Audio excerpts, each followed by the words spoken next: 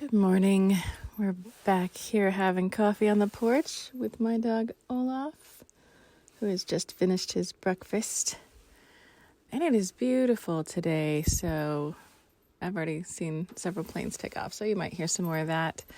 But what I really want to talk about today is what I've been thinking about sitting here on the porch in the Alaskan springtime, which means there is still 2 to 4 feet of snow on the ground. It's a very long spring this spring, late winter, 6th winter. I'm not sure what we're in right now, but it's still beautiful and really where I intended to live. And I wanted to talk about filtering advice. And I know I've talked about it before, but it's really so important. And I have had a couple of interactions this week that really made me think about how glad I am that I had people help me figure out which advice is right for me and which isn't. And specifically, I wanted to talk about it in light of a career. If you're talking to people who the standard cultural norm fits them versus if you're doing something different, or if your brain works differently, or if you want something different outside of the cultural norm.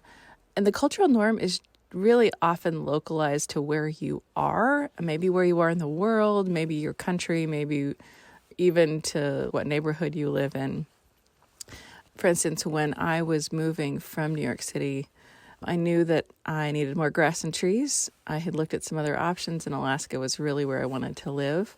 A lot of people thought I was off my rocker.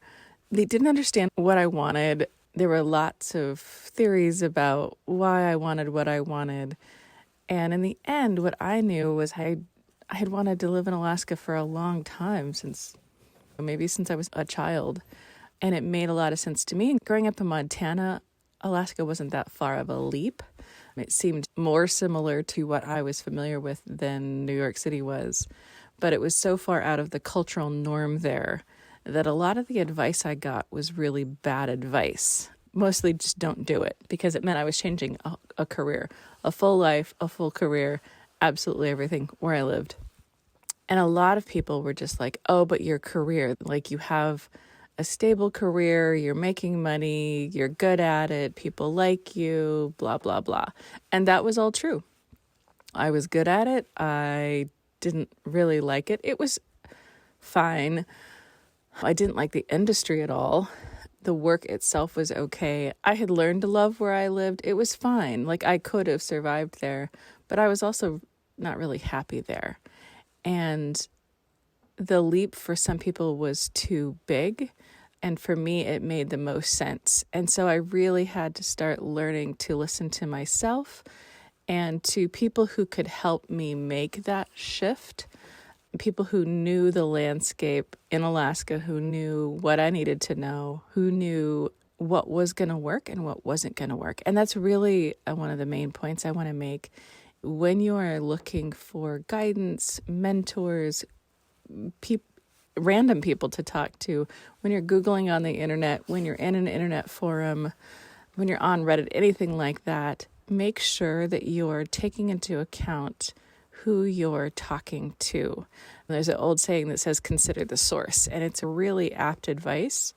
For example, I got some advice this week that was just like, well, why don't you just make a list and schedule it out, and on Mondays do this, and on Tuesdays do that, and on Wednesdays do this, and just make a schedule for yourself and just follow that, and then everything will magically happen. And that's not how I work.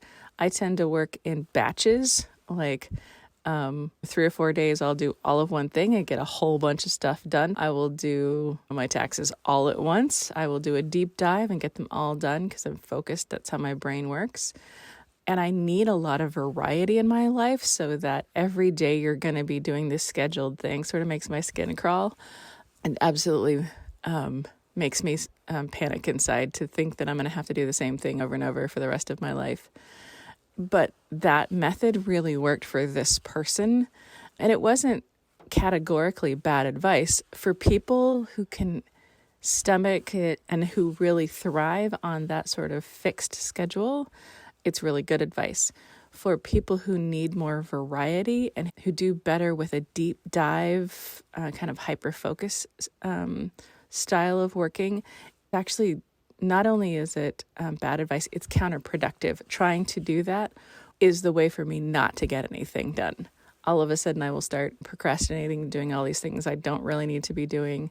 But when I follow what I know that works for me, I get an amazing amount of stuff done in a very short amount of time.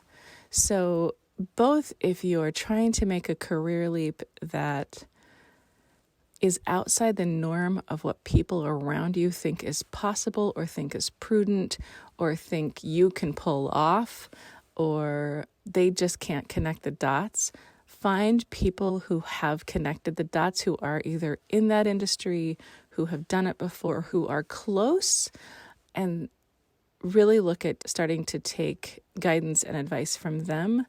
And also, if how you functionally work is different from the cultural norm, I think here's a turbine otter taking off. Yep, it is beautiful today. I bet people are flying up to the mountain.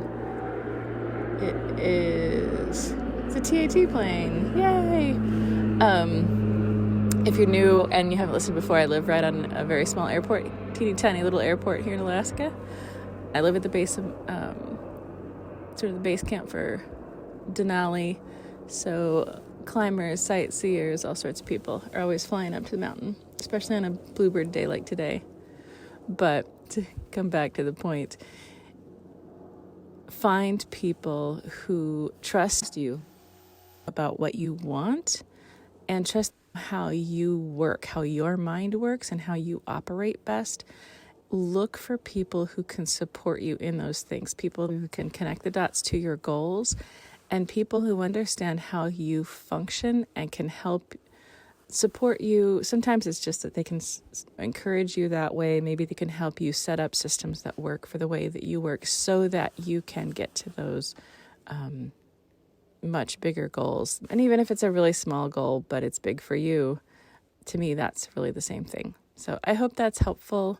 I just want to encourage you to trust yourself in the things that you want and in the way that you operate. Talk to you later.